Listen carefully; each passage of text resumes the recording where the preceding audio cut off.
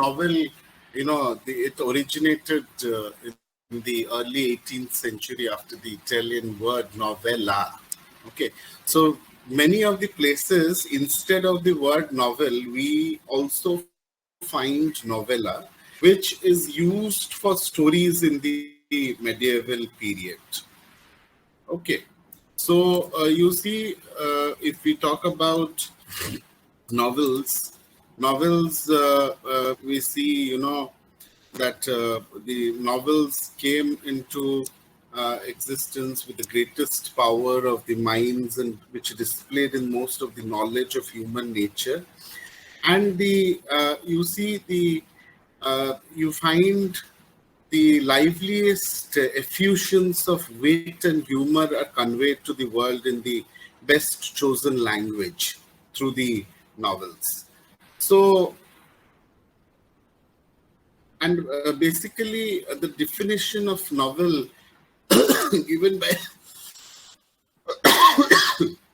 given by Jane Austen, which defines novel as a novel in a very proper way. So you see, a novel is a very long work of written fictions, and a novel is a modern form of literature and the invention of printing made in the form of literature, which is possible. And the novel is a product of development in the print culture and technology. And you see, this had a lot of large audience and improvement in the communication were reasons for emergence of common interest among the readers. They saw themselves with the lives and stories of the characters. And this, you find, the spread of the novel began in the 17th century and flowered in the 18th century, and they established in England and France. And a good, readership and earning of authors increased drastically. So this gave a lot of freedom to the authors from the, not only from financial dependence on the patronage of the aristocrats, but also, they started, the earnings increased, and they began to experiment with the different literary styles. So you see, during the 19th century, and just giving you an overview about the novels. So during the 19th century, the industrial age took over Europe, which resulted in unemployed poor people living in workhouses, and it created issues for workers in the city life. So you see, we have a novel in our syllabus. I think we have Charles Dickens' Great Expectation. So we have Charles Dickens' Hard Times. So all these, they illustrate the terrible condition of the urban life under capitalism. And so the novel reflects the contemporary development in society, and the problems of the city life was a very major theme of the novelists. If you see, many of them, each of the novel, they gave some or the other message. And then we find, a lot of, women novelists were there, a lot of young, novels were also written for, young people, young generation, and basically they were written on,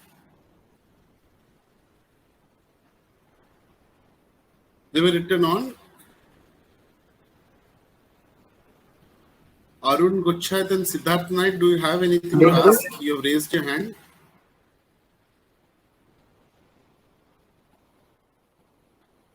Siddharth, please put down your hand. You've raised your hand.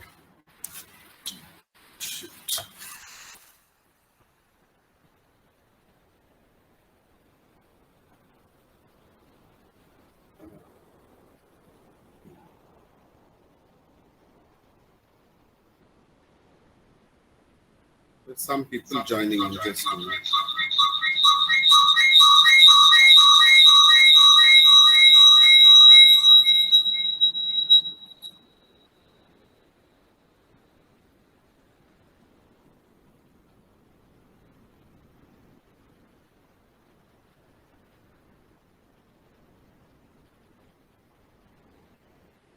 Yeah.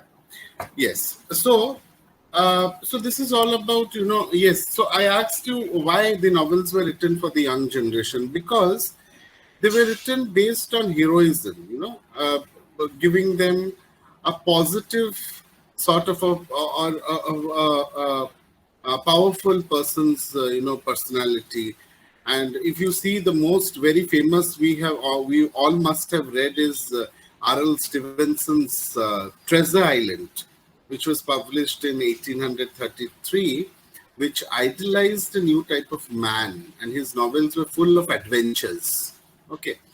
Then you see Jungle Book, which was written in 1894 by Rudyard Kipling, which were colonizers, which shown as a heroic and honorable, who confronted the native, adapted themselves as a strange place, colonizing, terrorists and developing nations. So, all these type of, novels were written for the, basically for the children. And then, when we talk about novels in India specifically, are you all getting me? Yes, sir. Yes, sir. If Yes, you sir. have Yes, any sir. Yes, sir. doubts, if you have any doubts, please ask. Okay. Okay. Okay, sir. Yes, sir. Yeah. Just.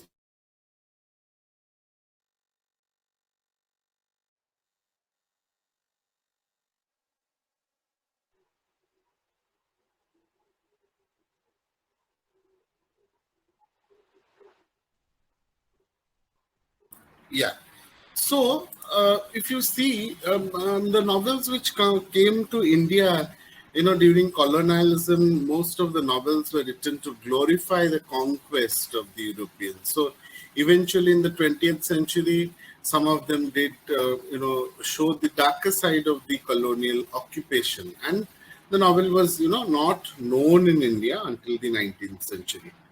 So many Indian authors, they tried to translate, these in English novels eventually into different.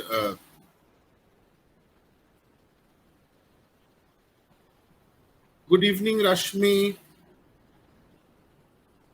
Rashmi, can you hear me? Yes, sir. Good evening. Yeah. To be very honest and clear to all of you today here in this class, because the first class, tomorrow after to 8:15, I will not allow anyone to get into the class. So please don't try to get into the class, because once you keep on getting in, it becomes very difficult for me to, switch over to, admitting and then, talking and then on. So please, if you join by 8:15, it's okay. Otherwise, please don't join. Yeah, so yes, so I was talking about the novels. So the first novel was written in Marathi and Bengali. That's Baba Padmanji's Yamuna Paryatan in 1857. And then we had many more after that. And even, historical novels were written. So if we specifically talk about novels in South India, initially you see the Indian authors translated the English novels in the native language. Okay, so and then then came novels in Hindi, then in Bengali novels came, and furthermore. So you see the in the novels, you could also see, different struggles of the, caste system was also shown in the writings of the authors.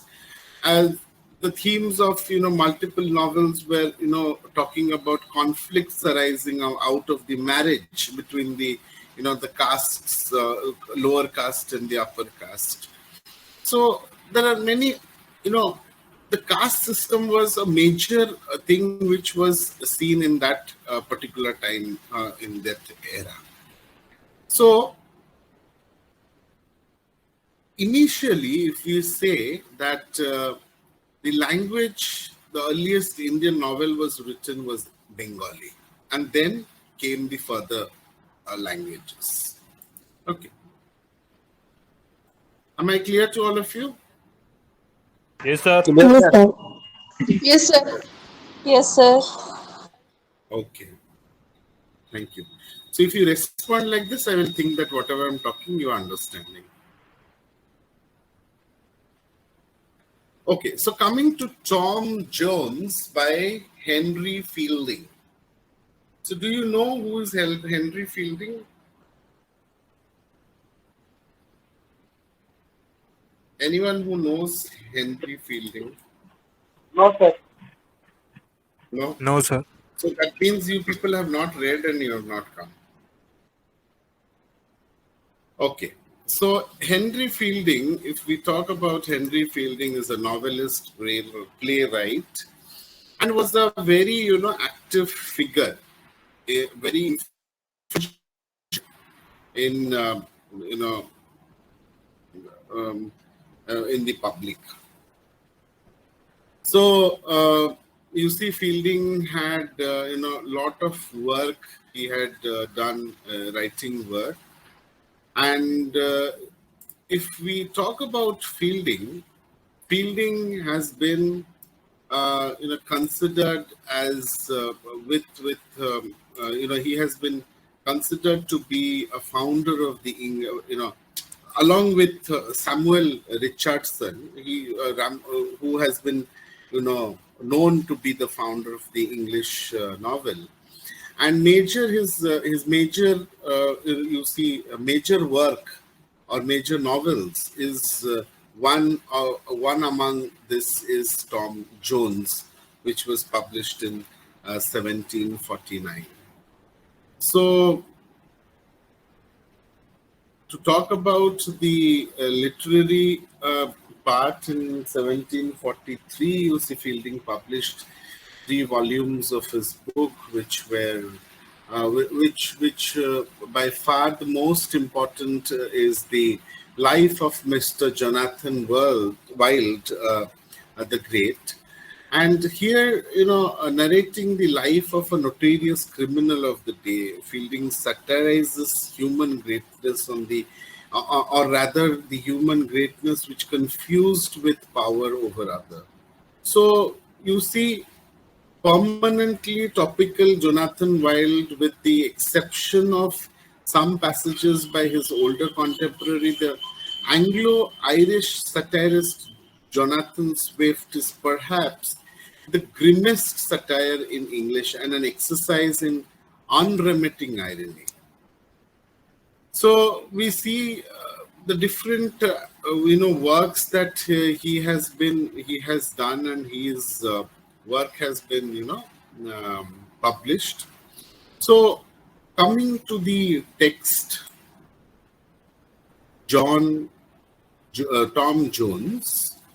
So what would you like me to talk to you? You would like to get the critical appreciation, or would you like me to talk about the characters or the literary devices? What would you want, me to talk about? Say about characters. Sir, about characters. Characters? Okay. What's some critical appreciation? So if you come and tell me everything in this 1 hour, I'll finish.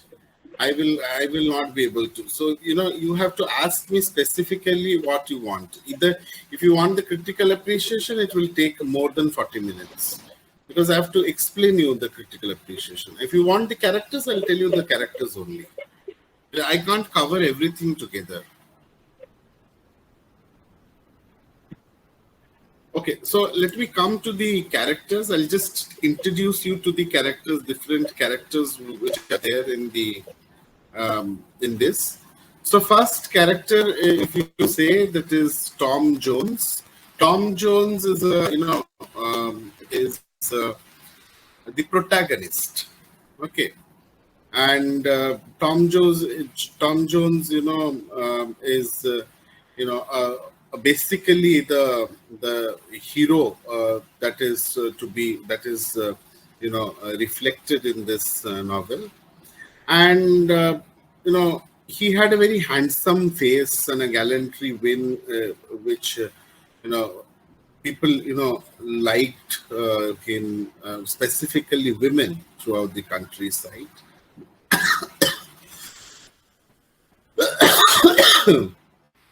And to the natural air, induces characters to assume that he is a gentleman, which ultimately, turns out to be true that Tom Jones is. Then we have another character that is Mr. Alworthy. So Mr. Alworthy is, as we say, the name itself suggests, Allworth. So if we separate it, we say Allworthy, or we say Alworthy or Walworthy. Allworthy. Okay. So he had, a reputation in England because he was very benevolent. He was a very altruistic behavior. He had a very altruistic behavior, and you see, his only fault, which was there, is due to his goodness. He cannot, perceive the evil in others. Okay. Then we have Sophia Weston. Sophia Weston was another character, and Sophia Weston is, Fielding's best, you can say, a generous heroine, you can say, and a daughter of whom? Of the violent Squire Weston. Okay, so Tom, so if you see, Sophia lavishes,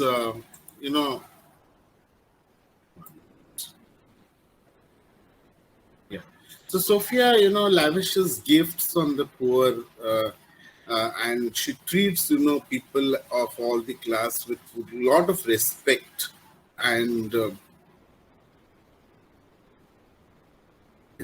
and she cannot believe that she is a very gentle woman. And you see, the same characteristic also we find in Tom.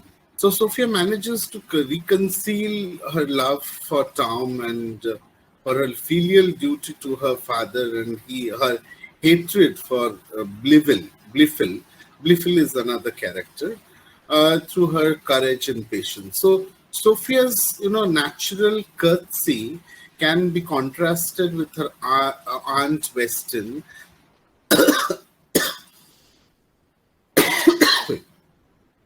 Sorry, Aunt Weston's artificial manners. And then we have this Blifil. Blifil is, we can say that Blifil is the antagonist of this novel, and is, son of Brigadier Alworthy and Captain Blifil. So, although we see that he appears at first to be a virtuous character, his hypocrisy is also seen, and he pretends to be very, principled, but he greeds, his greed, governs him. So you see, Blifil has a very, redeeming qualities which make Tom's, compassion for his at the end of the novel. But, after the revelation that Blifil kept the secret of Tom's birth to himself, even more commendable. So Blifil's, dearth of natural human appetites, he at first, does not desire Sophia, which does not, distinguish him as a virtuous character, but rather, provides a, depressing picture of what humanity would be like if, devoid of passion. I don't know why people get in after 30, 40 minutes. Siddharth Nayak, do you have anything to ask? Why is your hand raised?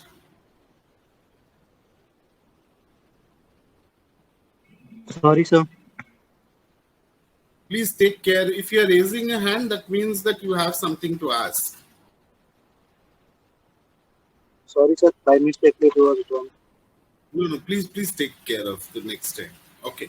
So then we talk about Squire Weston. Squire Weston is a very, rough and a ready and a very conservative type of gentleman, and but very affectionate at heart.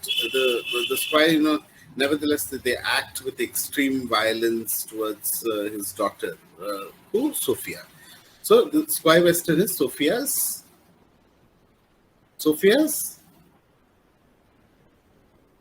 Patient. sorry.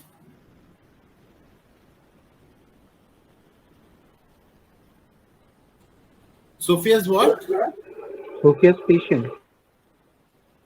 Patient. Siddharth, what did you say? Come again. Sophia's patient.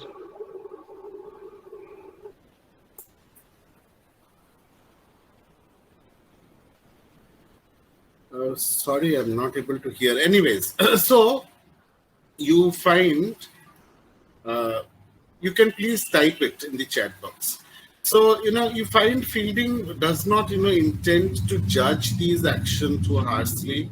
And, Squire's insistence on Sophia's marrying Blifil, has less to do to greed that, than with his stubbornness and adherence to the tradition. Okay, so then we have Mrs. Weston. Mrs. Weston is the foil of her brother Squire Weston, and is very sort of a lady who always acts out of expediency. So Mrs. Weston prides himself on being adept at intellectual pursuits, from politics to philosophy to feminism, and yet you find her ignorance which reveals itself on numerous occasions. So Mrs. Weston's sole aim in the novel is to improve the Weston name by marrying off Sophia to the richest and the most prosperous man that she finds. Then so these all that I'm talking are major characters.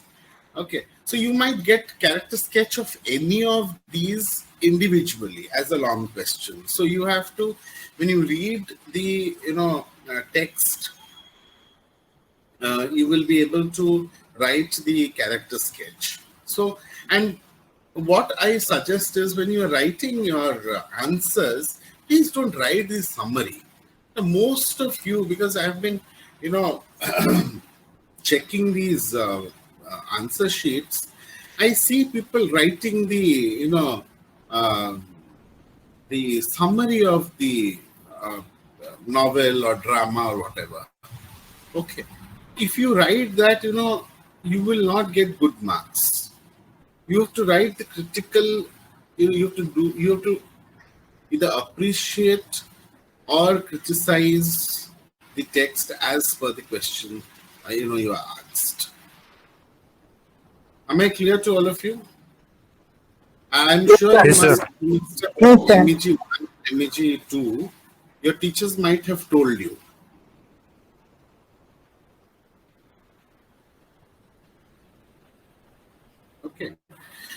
Okay, so yeah. Then we come to the next character, that is Patridge. So Patridge is the teacher whom Alworthy accuses of being Tom's father, and he is a kind of a comedic harlequin character, and you see although pathetic, bubbling and cowardly, he shows off. Patridge remains as a loyal servant to Jones, and and deserves his award at the end of the novel. So you see his passion for speaking in Latin, and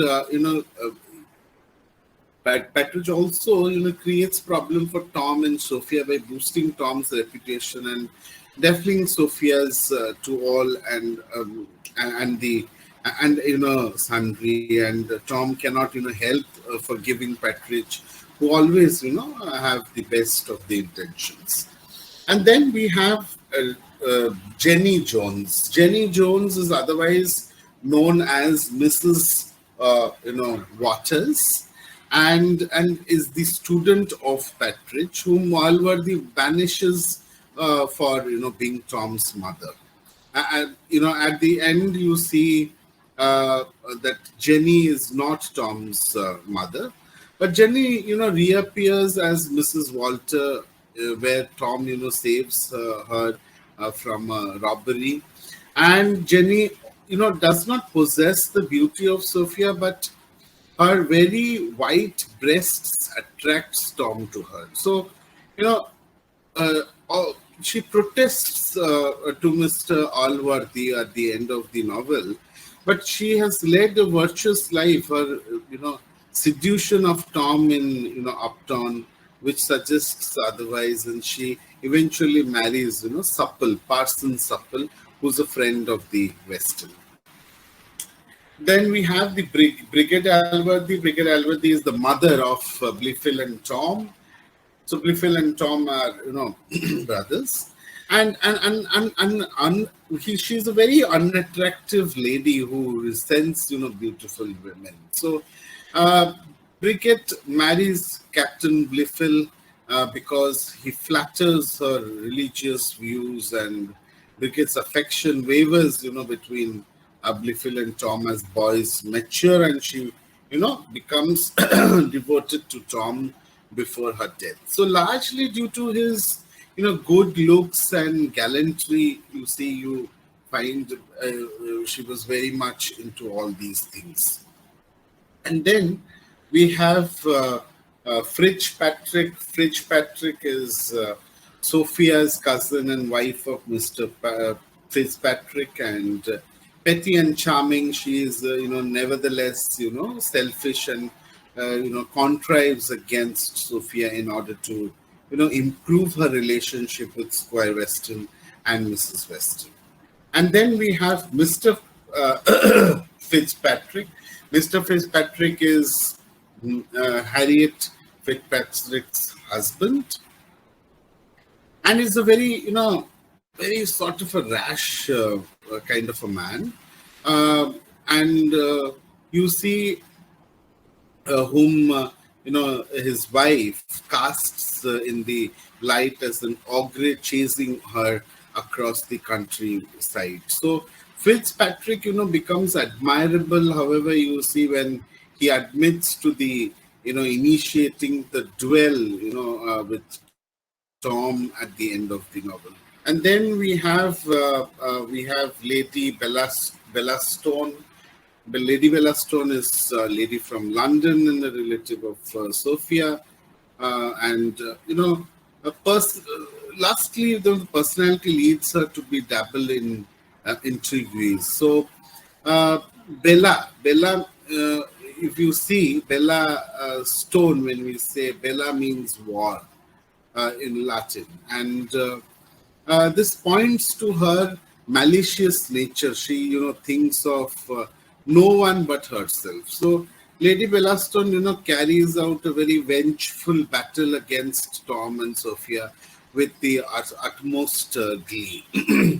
And then we have Mr. Dowling. Mr. Dowling is very shrewd, very shifty kind of a lawyer who becomes a friend of Blifil, and always operating out of the expediency. When Dowling realizes that Blifil will not be able to reward him for his efforts, he defects to Tom and Alworthy's side. Then we have Mrs. Miller. All these are all minor characters that I'm talking about. Mrs. Miller, Mrs. Miller is a very faithful, friend to Tom, and more very caring and concerned of mothers to Nancy and Betty. So feisty and active, Mrs. Miller carries, through on her promises and becomes, Tom's biggest advocate to Alworthy. And she is, trusting and loyal also. Then we have Nightingale. Nightingale, although a foppish, city gentleman, possesses a laudable trait of loyalty and compassion. And although not, always an affair of love, it takes a little time, for Tom to convince Nightingale not to abandon Nancy. Since, Nightingale is caught up in his image in London and to his... And then you see Nightingale, transforms and follows Tom's principle of honor. That is, fulfilling verbal commitments. Then we have Squire. Squire is the philosopher who lives with Alworthy. And he justifies his questionable behavior, such as making, love to Molly Seagram, and by, contorting his philosophical notions, Square, although a foil to, Thockham. Thockham is another character who's less sinister than the later. And Square's virtuous transformation at the end of the novel allows Alworthy to forgive Tom. Then we have Thockham is a very, vicious tutor out of Blifil and Tom, who constantly beats, Tom and praises Blifil. So that difference that you see that he does while tutoring, and who claims, to value religion above all else, and seeks only his own, good. Then we have Molly Seagram. Molly Seagram is, the rajed, unfeminine daughter of Black George, who seduces Tom, and Feisty and Tom Feisty, and becomes very aggressive at times. So, Molly enjoys the company of men and fights fiercely with her rights. So you see, she's a type of a lady who fights more for her rights and, enjoys the company with men. Am I clear to all of you? Yes, sir. Yes. Yes, sir. Yes. Okay. Okay. So then we have the next character is Lord Fellamar. Lord Fellamar is a suitor of Sophia who, thought he has conscience easily, which allows himself to be manipulated by Lady Bellastone. And then we have these small characters. There's a Black George. Black George is the servant who is favored by Tom. And although you see of the dubious, moral tincture, Black George's, loyalty to love and love of Tom nevertheless, emerges. And then we have Nancy Miller. Nancy Miller is the daughter of Mrs. Miller, who becomes Nightingale's wife. And Narrator. We have another character, this is the Narrator. So the ironic, intrusive narrator can be assumed to be Fielding. Okay. So who's the narrator?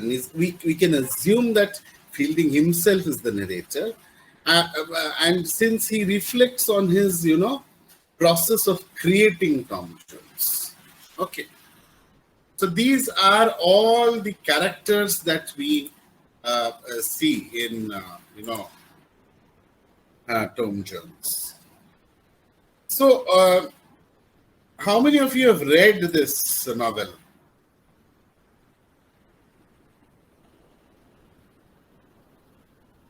Sir, I just wanted to ask, where can I find the text? I'm sorry, Manaswini, come again. Sir, I wanted to ask where can I find the text? You don't have the text? No, sir. Sir, this novel. Oh, novel if you want a PDF file, I can give you. I have the PDF file. I have to just search for it. Sir, if you Otherwise, help, if you want a physical copy, you can always buy. That's more better. Okay, sir. Always, Thank you, sir. these are all treasure for your for your future, because I'm sure many of you must be working as teachers, right? sir. Yes, sir. Yes. Yeah. Yes, So sir. these will anyways help you. Yes, Arun Gochayat, you had something to ask? Sir, last year when I gave exam, my critical appreciation when I attempt, the mark I scored low mark. So actually I have not read through this because due to lack of time. So critical appreciation when I solve the question and the critical appreciation question I always score a low mark. So how can I avoid it? Okay. So how do you critically appreciate? That is what you're asking me? Sir, what is the aspects of critical appreciation? What points should be touched so that we can score more marks? Okay.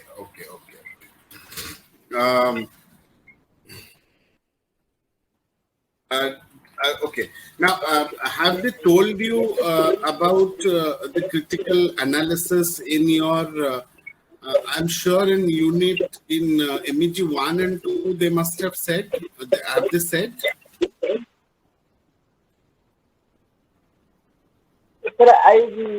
it is a second class actually. No. Last class. Okay.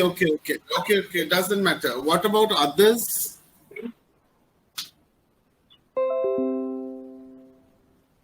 Others, have you attended MEG 1 and 2? No, sir. I have a MEG-3, so I haven't. No, I am asking those who have attended MEG 1 and 2. Yes, sir. I have attended. Yes, Okay. sir. Okay. Yes, sir. Yes, sir. Yes, sir. Rajeshri, okay, thank you. So I just want to know, do you know how to write a critical appreciation for a poem? I'm sure in MEG 1, it must have been discussed.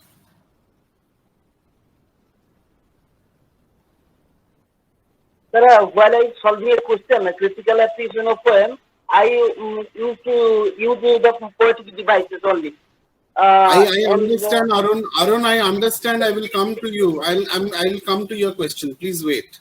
I want to know others also know or not, because I'm not going to only address you. I'm going to address the whole class. Okay. So I am sure that you all do not know how to write a critical appreciation, if I'm not wrong. Doesn't matter. So, a critical appreciation includes many things. Many things.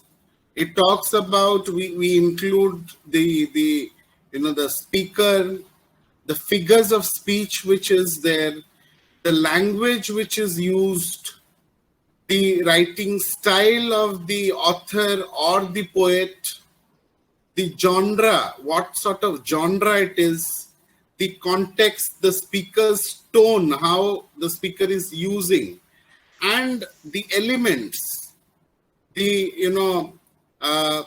in poem we can say the rhyming schemes. We can talk about the meaning of the words. All these are, when we are mentioning in our critical appreciation, we must write this. So when we are doing a critical analysis, we should know how to write carefully organize it, and whenever we are breaking paragraphs, the topic sentences should be clear enough, and your essay should be populated with evidences. Whatever you are trying to tell, you should give evidences from the text. That is important. Am I clear? Yes, sir. Yes, sir. Yes, sir. Basically evaluating three things: evaluating, understanding, and analyzing a literary piece. Okay.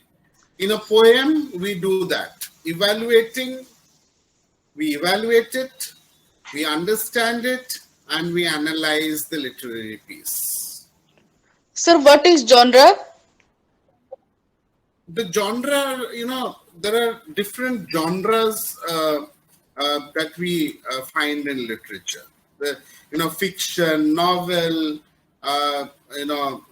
narratives, prose, non-fictions, poetry, drama, okay, short stories, we can say detective fictions, then essays, history, romance novels, comedies, tragedies, epics, mythology, romance, okay. Then we have young adult fictions, folklore literature, we have melodrama, narration, urban fiction, so many things are there, genre, the literary genres. Yes, sir. Okay. Am I clear? Yes, sir. Yes, sir. Yes, sir. So many things. So when we are literary appreciation is reading, understanding, and making a critical judgment.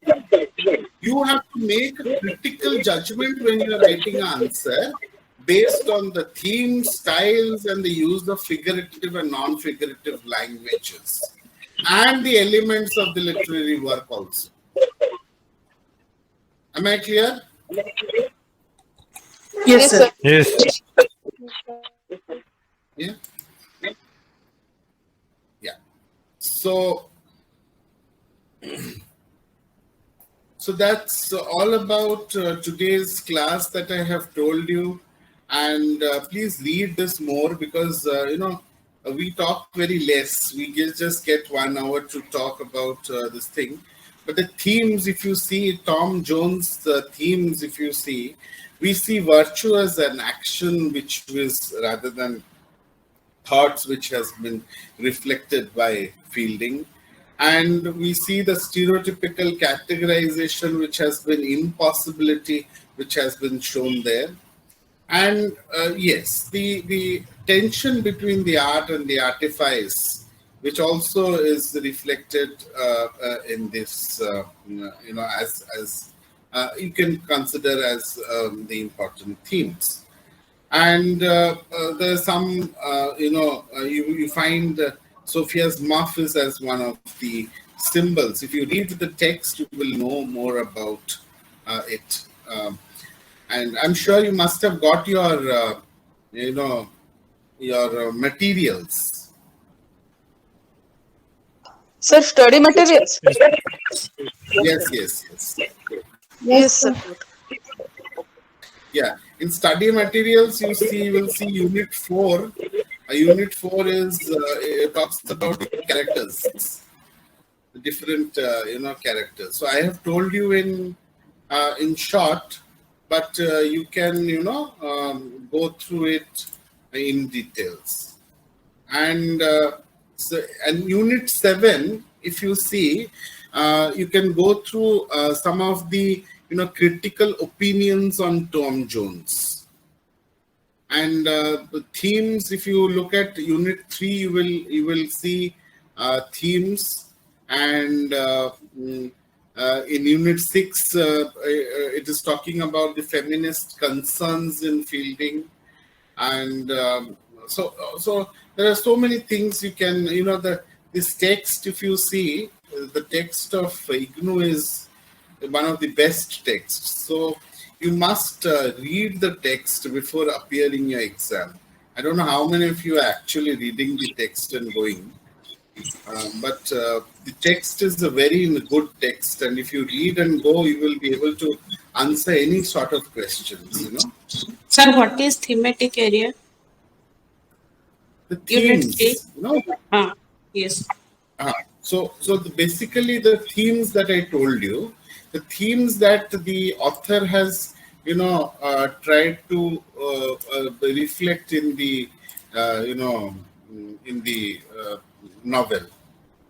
Okay. So the different varieties of female representation from lower and higher strata of people, and then Fielding's narratives. You say the Fielding as a narrator, how he has narrated and how he has segmented the places of as segments of life. You can say the country, the road, the city.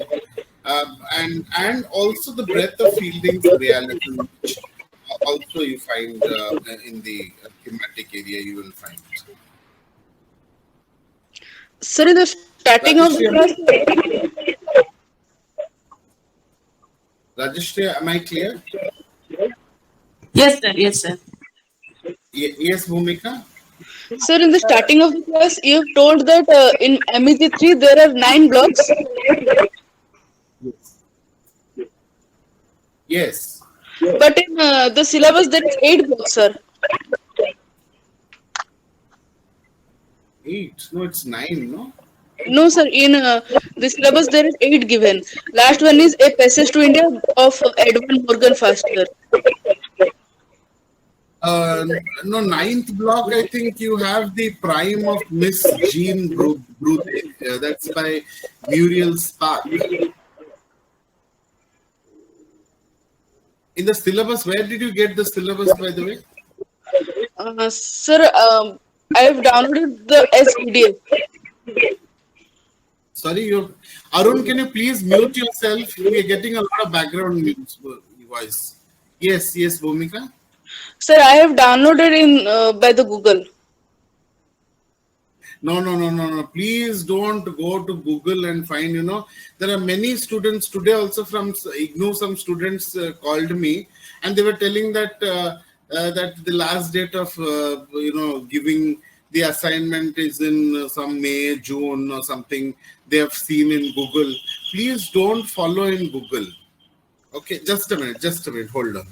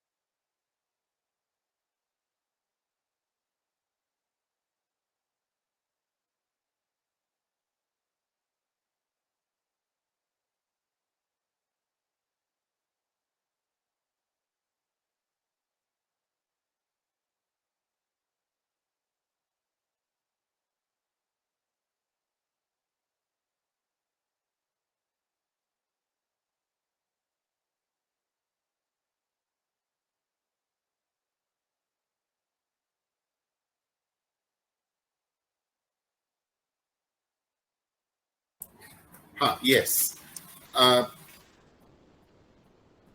Hello? Yes, sir. Yes, sir. Yes. So that is how you have to, answer and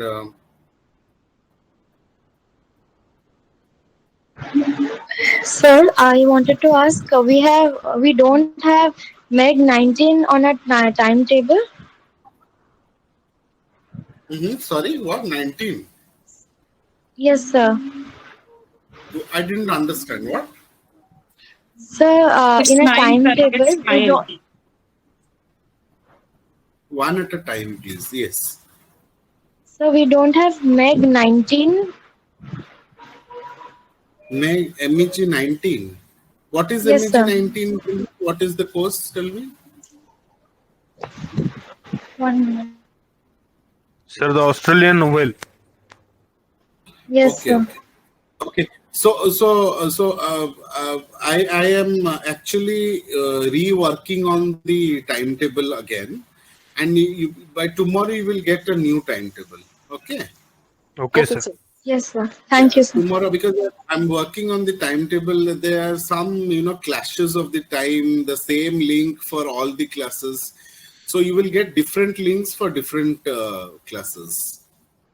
Okay, sir. Okay, So sir. that I'm working today. So maybe by tomorrow from IGNOU office only you will get a mail. Thank you, sir. Sir, I have a question. Yeah. Sir, Yes. sir, would you suggest some books regarding critical appreciation or a literary device? Literary device you can buy, the you have this Oxford literary devices, literary terms you have, Yes, sir. For a and critical I have appreciation. I have some PDF files I can give you. But I need time, I have, but I need time to find and give you. But the best book that I would tell you for literary devices terms, you can buy this Abraham's book.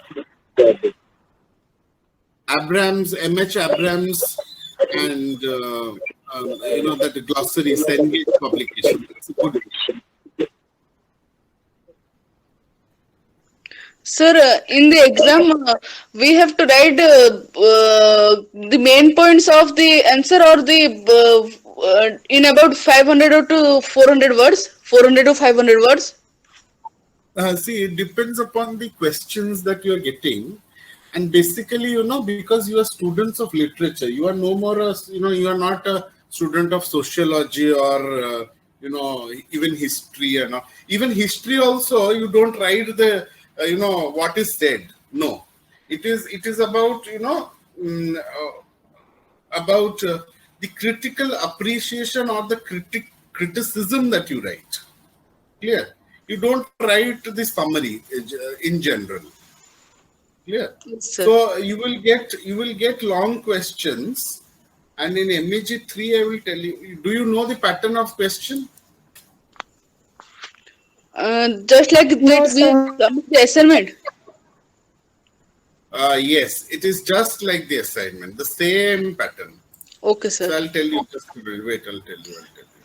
Sir, in the I think in MEG 2 or 3, they are written right in about 350 words. So we have to write in points or 350 words. Just I am asking the question. No, don't write points. This is literature. So this is not, something, more theoretical. You understand? So Yes. always write in paragraphs. Okay, just a minute. Wait, I'm just looking for a question paper. Just a minute. Yes. So this MEG-3, that is British novel. You get questions. Okay, 5 questions you have to attend. Okay. Yes, sir. And there will be 9 questions. Yes, Okay. sir. From 9 blocks, you will get 9 questions. Yes, sir. So you have to Okay, attend sir. any 5. Yes, sir. So what I suggest is at least 6-7 blocks you must do nicely. Okay, sir. At least out of 7, if you leave 2 blocks also, it's okay. Okay, sir. Okay. I'll just show you this question paper just a minute. how much question is given, but we have to answer more than 5 questions. No. You answer 5 questions. Okay, sir. You answer 5. But what I'm saying is you prepare at least 7 blocks. Okay, sir. Okay. If you prepare 7 blocks, you will be able to answer at least 5. Okay, sir. Okay, I'll just show you just a minute.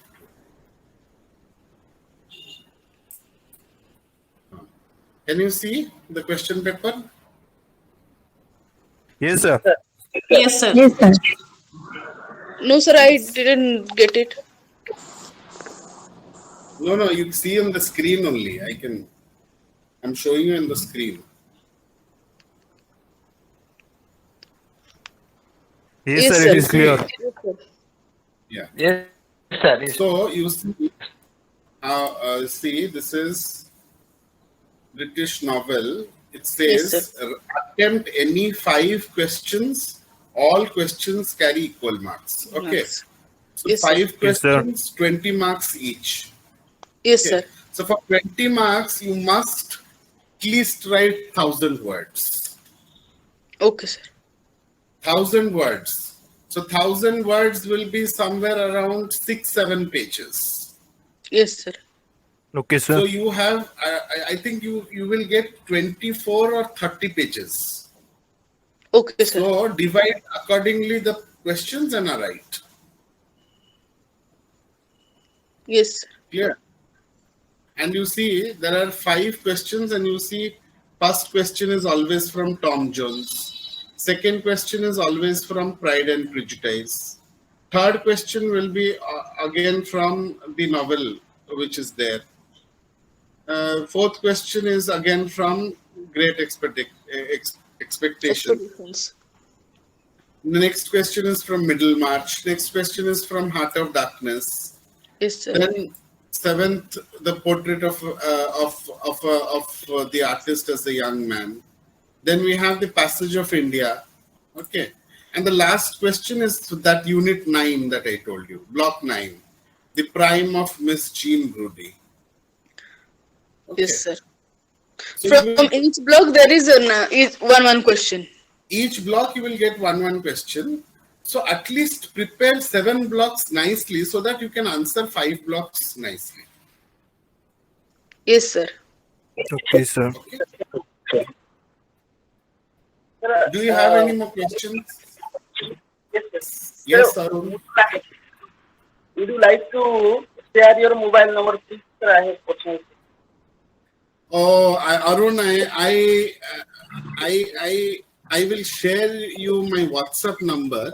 The author has written, you try to show that. Yes, sir. Yes. Yes. Yes, thank you, sir.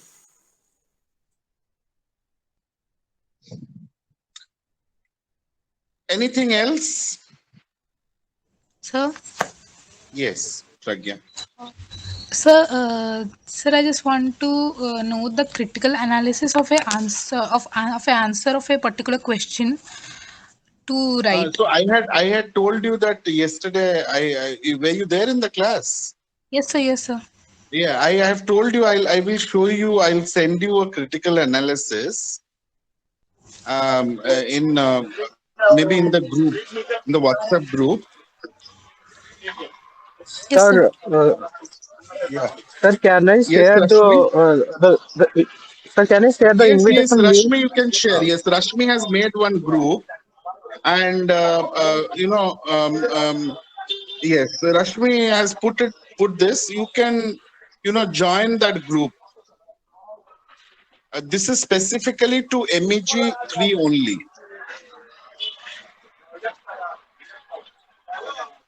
Okay, because that larger group that I saw that I have been added, there are many people who doesn't know about MEG-3. They must not be having MEG-3.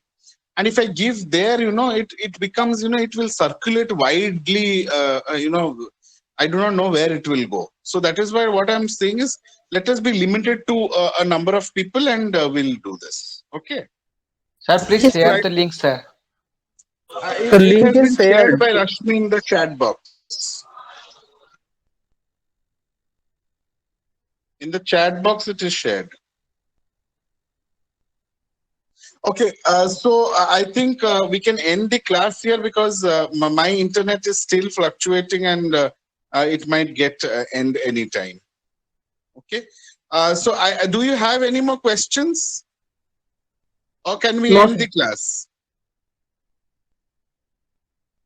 Okay, so I think we can end the class here. Thank you, everyone. And good night. And tomorrow, please read and come. I think by tomorrow, Thank you you will so get... much, sir. Thank you, sir. I'm sorry, Rajeshri. Thank you, sir. Yeah, oh, you're welcome. So what I'll do is tomorrow your time might change. You might have this class at 6:30. Okay, so you might get a mail from the IGNOU Regional Center.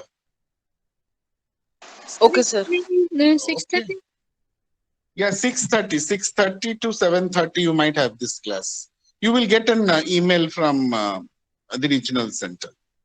Okay, sir. Sir, please provide some notes or answers. I will, what I'll do is, once I finish my classes, what I'll do is I'll take some, papers and I'll send you in that group. So you join in the group and be there in the group. Thank you. Yes, sir. Yes. Yes. Okay, thank you everyone and good night. I'm getting this internet sometimes. Okay, yes. So Emily Bronte, if you see, her one of the best known novels is Wuthering Heights, which was published in 1847. And Emily Bronte also, wrote over 200 poems with her sister, Charlotte Bronte, who thought had a very peculiar music, wild melancholy, and elevating.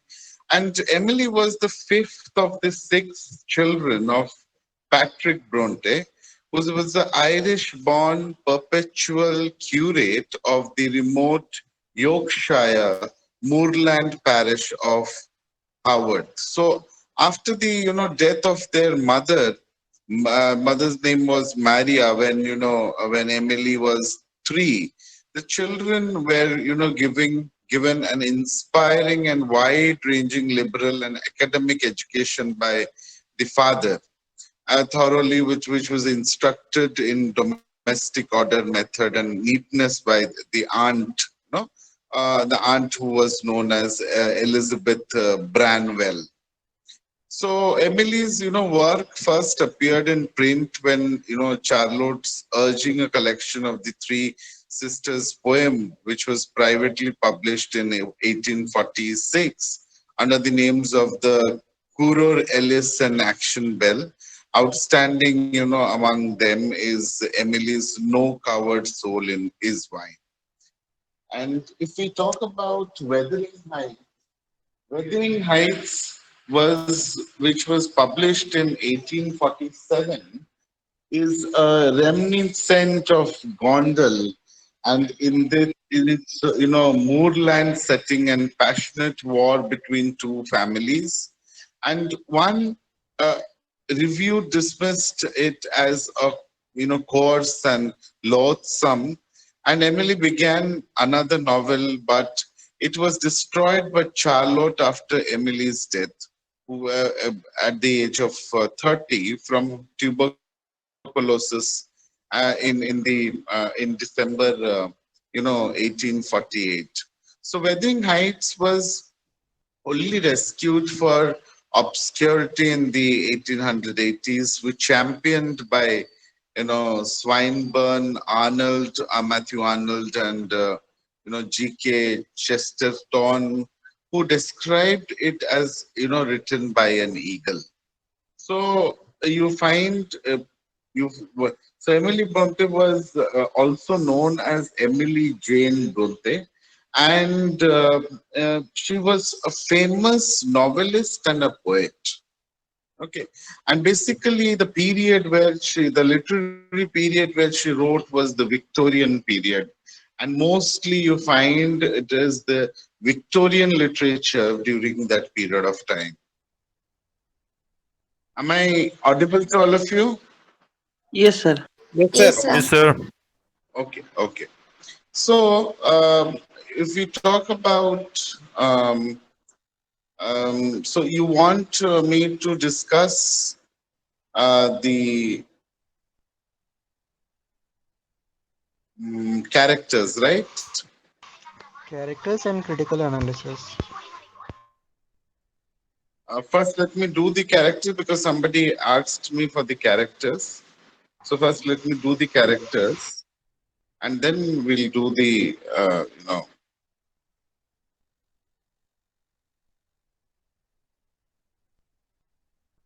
yeah. Uh, so for the first important character is Mr. Lockwood. So Mr. Lockwood, if you see, is a gentleman who rents, Thrushcross Grange from Heathcliff, and he's the narrator of the story, Nellie Dean, and which tells him about all of the other characters, and he, passes on her account to the reader. So he's somewhat, smug and emotionally remote city boy who is not very involved in the action. So you see that in the text, you see the Wuthering Heights quotes many of Lockwood's such quotes which refer to that. Then we see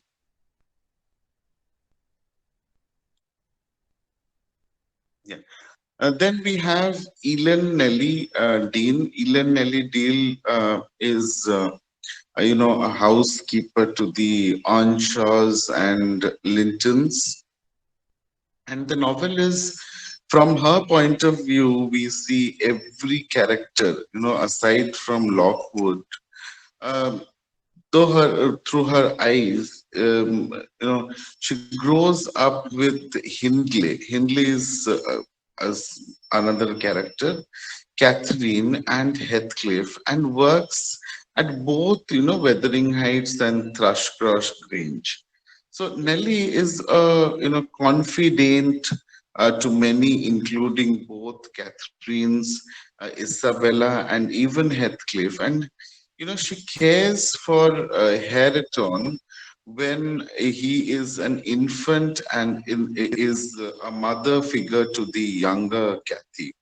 So, though you see a servant, she is educated and articulate, and frequently she does more that observe. She becomes very involved in her, employer's eye, and some might call her Meddlestone, but most of the characters are so comfortable with that they have intimate conversations in front of her. Okay, so then we have Hindley Earnshaw. Hindley Earnshaw is son of Mr. Earnshaw and brother of Catherine, and a foster brother of Heathcliff. And father of Hareton and husband of Francis. Okay, so this is very important. You must know how they are related. Okay, so Hindley Earnshaw is son of.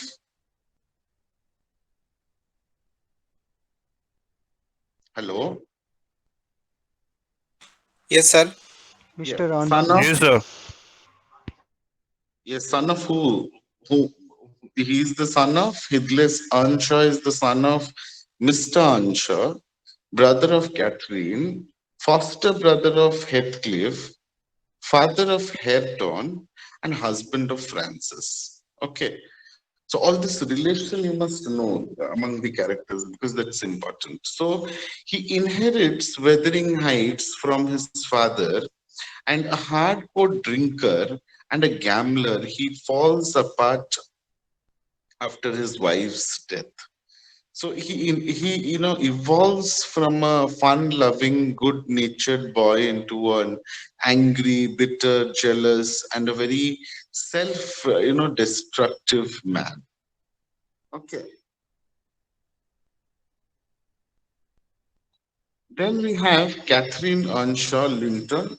So Catherine Earnshaw, if you see, is the daughter of Mr. Earnshaw and sister of Hindley, foster sister and true love of Heathcliff, and wife of Edgar and mother of Cathy.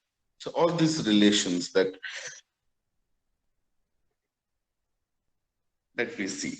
So gorgeous and fiercey with dark curls and penetrating eyes, Catherine is a woman in conflict. She craves the luxury, the security, the serenity of ultra civilized Edgar, even as she runs wild across the moors with brooding and unkempt Heathcliff.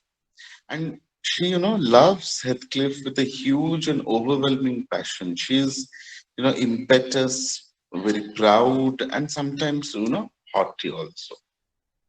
So then we have the next character is Heathcliff. Heathcliff is again the foster son of Mr. Earnshaw and foster brother of Hindley and Catherine. But you see, Isabella's husband is Heathcliff, and his son name he's the father of Linton. So Heathcliff is uh, uh, is the conflicted villain, you can say, or hero, you can say, of the novel. So Mr. Earnshaw, finds him on the street and brings him home to Wuthering Height, Excuse where me, sir. he hello, Hello, sir. Can I ask something, sir? yes. So, Mr. Heathcliff was a hero or a villain? No, you can uh, you can put it in your way. You can put it in your way how you would like to show Heathcliff in the novel.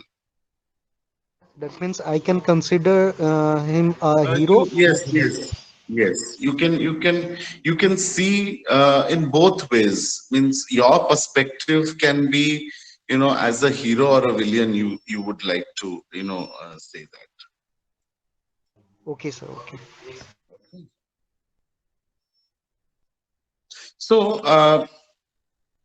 so then you see that Earnshaw finds him on the street and gets him and where he and Catherine become soulmates, and he is the ultimate outsider with his dark gypsy who looks and a very mysterious background. So though he eventually comes to own Wuthering Heights, he never seems as fully home in the house as he does on the moors. And his love for Catherine is gigantic, very untamed, and matters to him more than anything else. But it is never easy. It leads him to control and belittle and to manipulate nearly everyone around him. So, despite his many horrible deeds, Heathcliff is not a very straight out bad guy, but he's a poor orphan who finds material success, but not what he really wants. So the love of Catherine. Okay, and then we have the next character. The next character is uh, Cathy Linton, Heathcliff Earnshaw. So is the daughter of Edgar and Catherine, and wife of Linton Heathcliff and Hareton Earnshaw. Both are her cousins. So young, beautiful, and a good-hearted Cathy has the gumption and passion of her mother, and calm and blonde beauty for her father, and she is, complicated teenager who is frequently, kind, and compassionate, but often, very selfish kind of a, girl, and very inconsiderate too. So ultimately, she shows the capacity to see past superficial things to be, nobility and beauty beneath, and a trait her, mother lacked. And then we have Heriton, Ansha,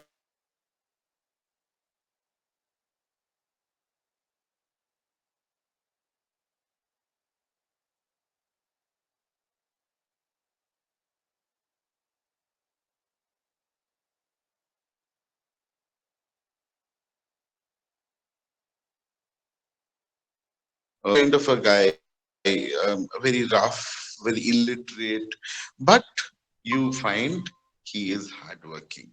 Okay, and but he's also, you can say, he's neglected. So by birth he should be a gentleman, but his guardians purposefully neglected his education. So so underneath his gruffness is a very smart and a kind and a very, sensitive kind of a soul. And then, hello, somebody asking something?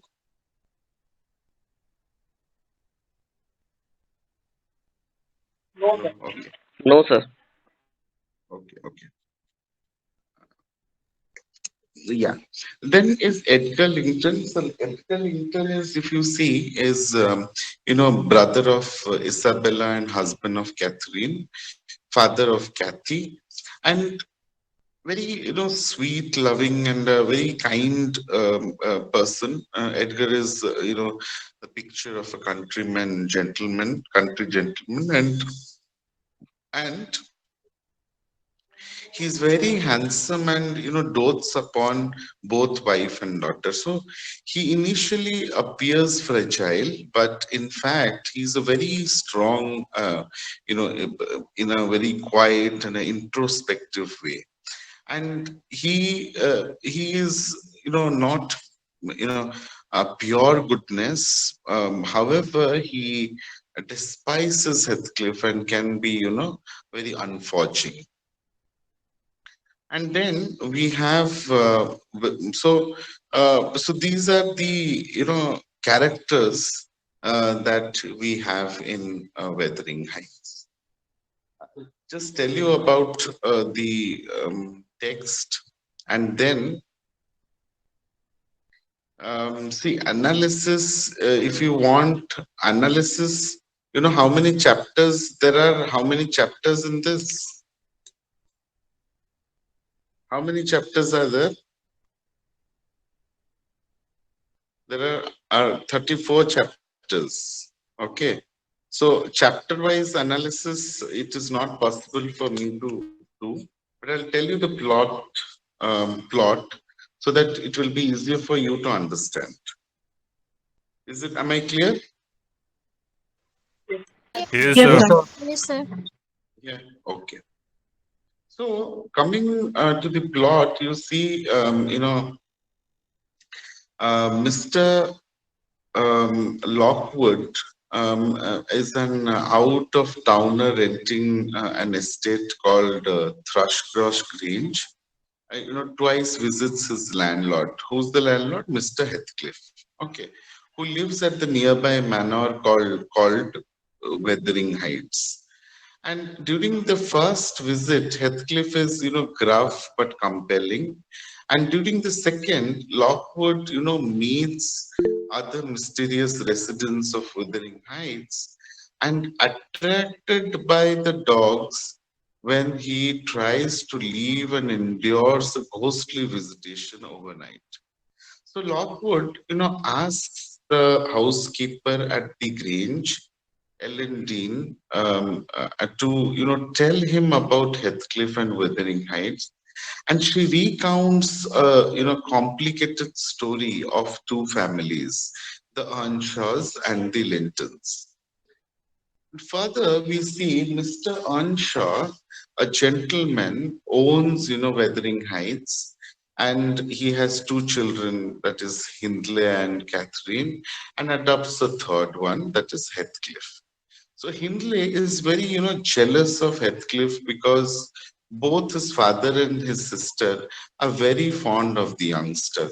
So to avoid strife, Mr. Anshaw sends Hindley away to college during, which time Catherine and Heathcliff becomes, extremely close, and Mr. Anshaw dies. And you see, Hindley with a new wife returns to claim, Wuthering Heights.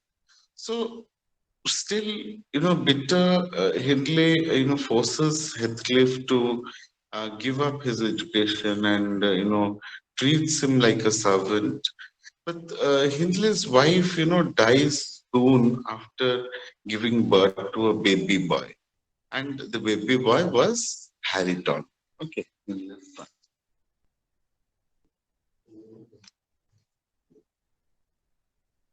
So Hindley, descends into alcoholism and, though he continues to abuse and mistreat Heathcliff, but meanwhile, you see Heathcliff and Catherine, they grow, they're interested in the Lintons, a well-to-do family who live at, Thrushcross Grange. And the Lintons have, two children, Edgar and Isabella. So who seem very cultured and refined to somewhat wild, inhabitants of Wuthering Heights. And after suffering an injury while, spying on the Lintons, Catherine Earnshaw spends 5 weeks with the Lintons, becoming, close to Edgar, and she finds Edgar's wealth and, the blonde, beauty and enticing, but yet her feelings, for Heathcliff are far more passionate. So even, Catherine tells Nellie that she can't, marry Heathcliff because of, how Hindley has degraded him. And Heathcliff, overhears Catherine and flees, Wuthering Heights that, night. And further, we see in Heathcliff's absence, a devastated Catherine marries Edgar Linton. Okay, so Catherine now marries Edgar Linton when Heathcliff is absent and moves to Thrushcross Grange. So, so until Heathcliff, everything was, all went well until Heathcliff had returned. But now, rich and dignified, but just as wild and, ferocious, Catherine is, thrilled to see Heathcliff again. So Edgar, doesn't share her, share the excitement, and he tries to, keep them apart. But Catherine, continues to see Heathcliff despite her husband's disapproval. And then what happens? Heathcliff, meanwhile, moves into Wuthering Heights. And Hindley, who has become a gambler, welcomes Heathcliff into his home because he lusts after Heathcliff's money. So soon after you find Catherine reveals to Heathcliff that Isabella has a crush on him.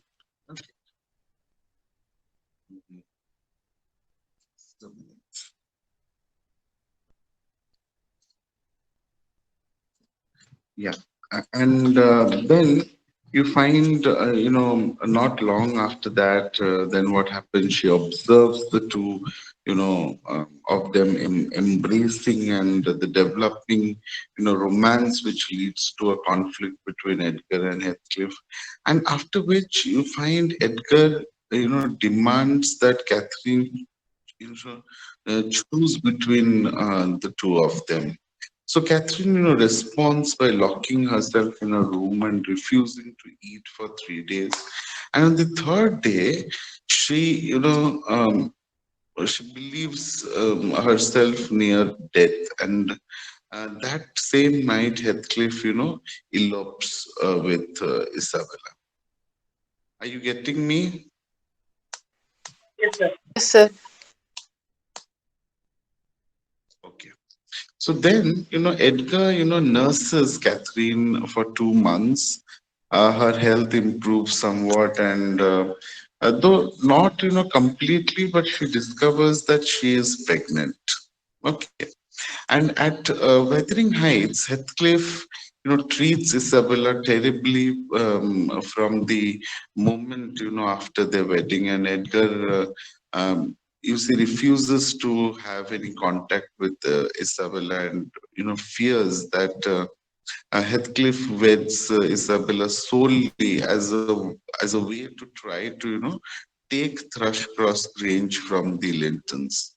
So 2 months after the wedding, you find Heathcliff is concerned about Catherine's health and pays a surprise visit to Thrushcross Grange, where while Edgar is away, in a very tearful manner, a reunion. Heathcliff and Catherine, profess their continuing and eternal love for each other. But Edgar soon, returns and Catherine collapses. Okay. So that night, you find Catherine gives birth to a child called, what is Catherine's child? Kathy. Yes, Kathy. And Kathy Ann dies, for a few hours later. But Catherine is buried in a very, a spot overlooking the moors where she used to, play with Heathcliff and a child. And then what happens is after, 2 days later, Isabella escapes. Isabella escapes from Wuthering Heights and goes to town outside London, where she gives birth to Heathcliff's son, Linton. And Hindley, dies 6 months later, so deeply in debt to Heathcliff that Heathcliff becomes the owner of Wuthering Heights. So Heathcliff then, places Harriton into the same kind of servitude into which, Hindley once placed him. And then you find 12 years, pass away, and Kathy grows into a very young beautiful woman, where Harriton, grows into a very rough youth. And there you find Isabella also dies.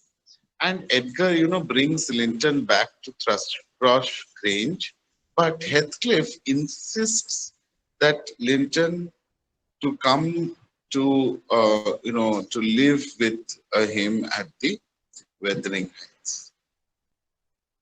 So Heathcliff then, carefully and deliberately, cultivates a friendship between the weak and the spineless Linton and the, strong-willed Kathy. And, though Edgar at first, forbids Kathy for, seeing Linton at all, as his own, health fails, and he relents and allows her, to meet with Linton at Thrushcross Grange.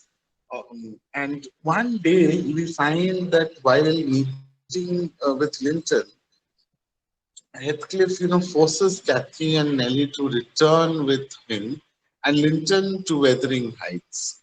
So he confines, Kathy in the house until Kathy marries Linton, which, she ultimately does.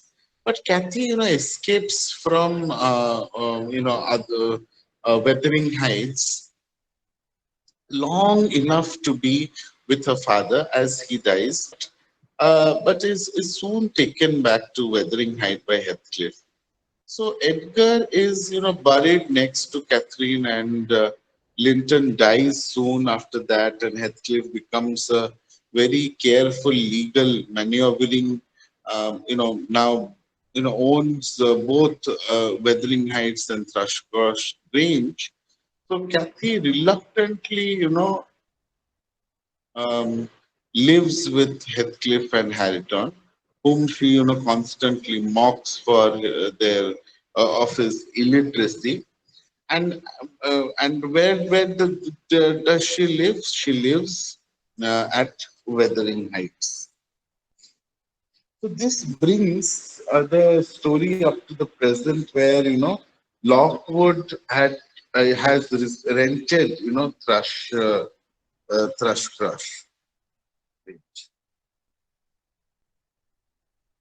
So then, Lockwood goes back to London, but passes through the region 6 months later. And, much to everyone's surprise, you see Cathy and Harriton have fallen in love. So Cathy has realized Harriton's, nobility, and you can say kindness, and beneath his lack of education. But Heathcliff, who sees a very strong and resemblance in both Harriton and Cathy to Catherine, and no longer feels the need of revenge. So you find he dies and is buried beside Catherine, on the side opposite where Edgar is buried, and Cathy and Harriton at last, free of interfering adults, and plan to marry and move to Thrushcross. So this is how Bronte has tried to show the family structure depending upon the time and place. Okay, so this is all about Wuthering Heights. Would you like me to discuss the themes? Yes, sir. Yes, sir. Sir. Yes, sir. You have any questions? Sir, there is a question. Critically examine the various techniques used in Wuthering Heights. Sir, there is a question in June 2030. So techniques, you can just a minute.